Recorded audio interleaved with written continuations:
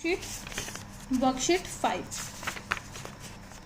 Same procedure है, इसमें भी फर्स्ट क्वेश्चन हम इसका बाद में डिस्कस करेंगे। फर्स्टली सेकंड क्वेश्चन करने से पहले आपको फॉर्मूलाज बता दूँ। यू नो सिंपल इंटरेस्ट का फॉर्मूला क्या होता है? P multiply R multiply T by 100।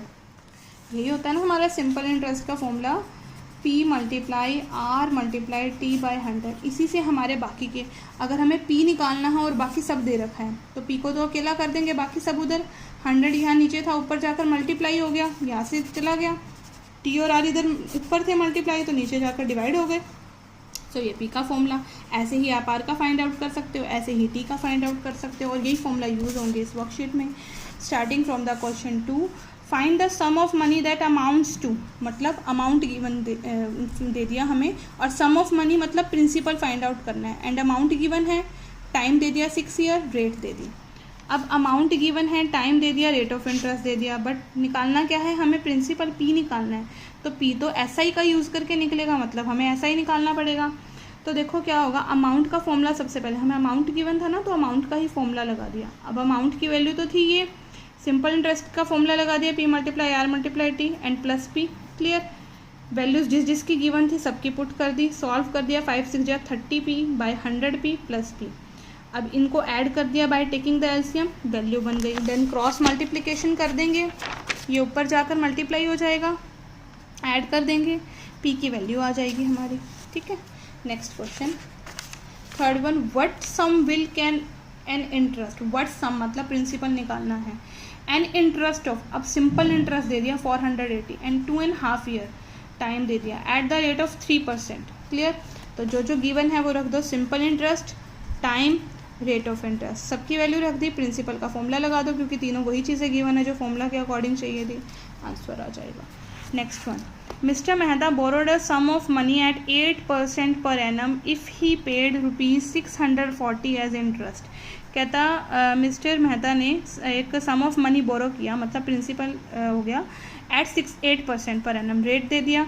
If he paid ₹640 as interest, इतना वो इंटरेस्ट पे करते हैं, और ये हमें दे दिया time after 5/1/3 years. Then find the sum, यानी कि प्रिंसिपल निकालना है।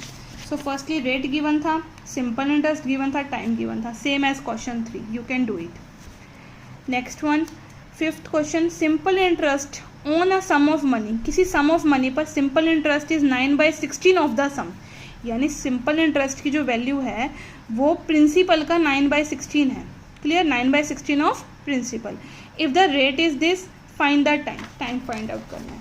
रेट ऑफ इंटरेस्ट गिवन था, टाइम हमने मान लिया T। अब अकॉर्डिंग टू क्वेश्चन हमें क्या कहा है कि simple interest is 9/16 of the principal.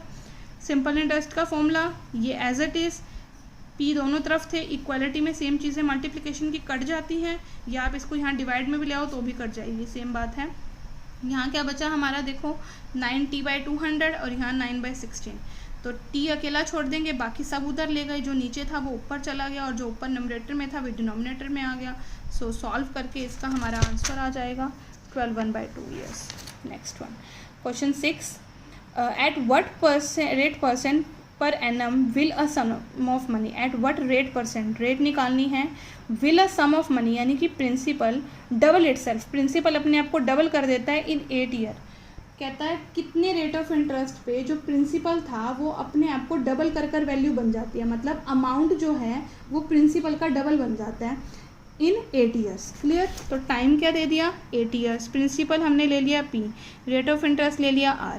तो अकॉर्डिंग टू क्वेश्चन अब अमाउंट कहता है ना कि कुछ टाइम के बाद जो प्रिंसिपल है वो खुद को डबल बना लेता है, मतलब अमाउंट बन जाएगा ना डबल, ऑब्वियस बात है।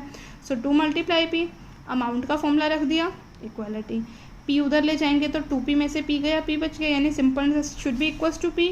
इसका फॉर्मूला लगा दिया, P से P कट गया तो यहाँ बच गया 1, और यहाँ R मल्टीप्लाई T/100, T की वैल्यू थी रख दी, R की वैल्यू आप फाइंड आउट कर सकते हैं। Next 7th question, Rahul borrowed 50,000 from a bank, एक बैंक से 50,000 लेता है from 1 March 2002 and paid rupees this on 6 October 2002, कि वो इतने रुपए बैंक से बोरो करता है, मतलब प्रिंसिपल।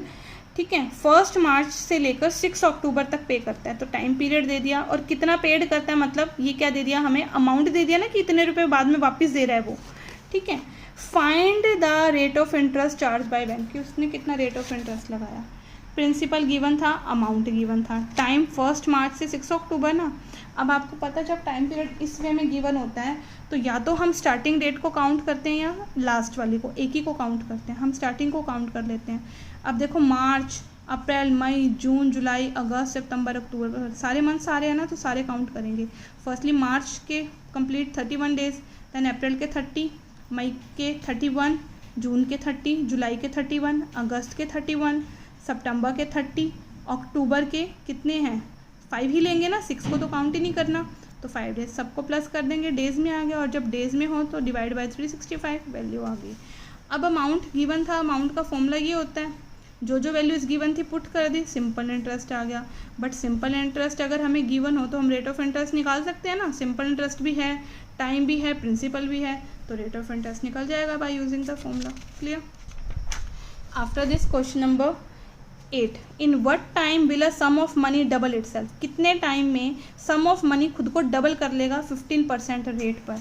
तो रेट पर दे दिया हमें, टाइम हमने मान लिया t, प्रिंसिपल मान लिया t। अब कहता है कितने टाइम में जो प्रिंसिपल है खुद को डबल करके वैल्यू बना देगा, मतलब अमाउंट 2 × p, जैसे हमने पहले किया था।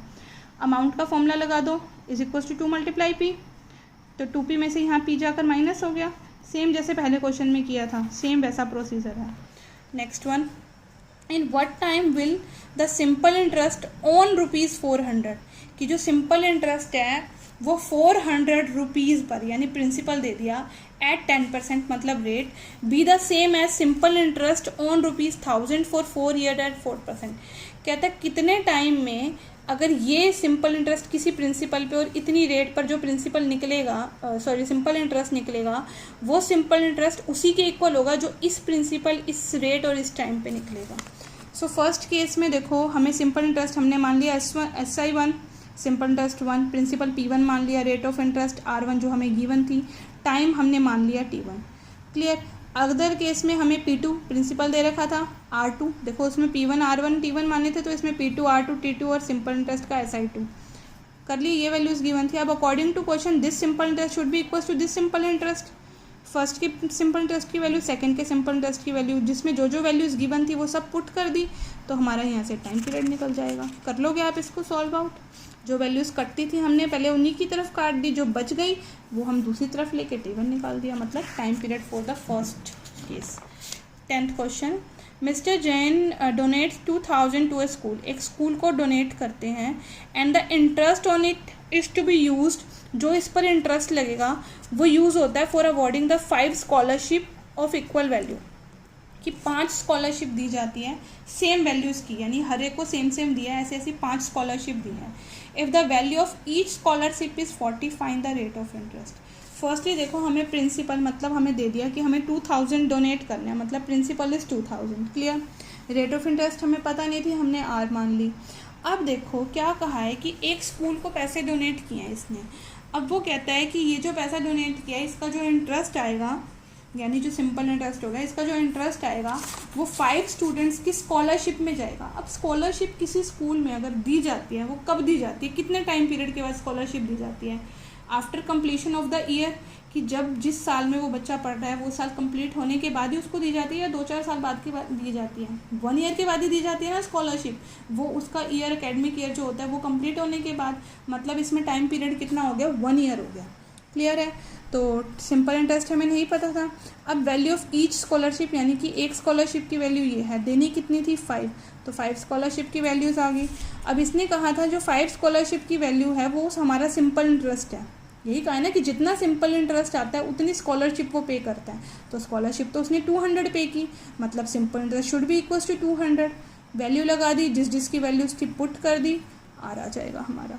So you have to complete this worksheet 4 and 5 in your fair notebook, and some one of both worksheet you have to complete it in your book using the same procedure. Okay, thank you.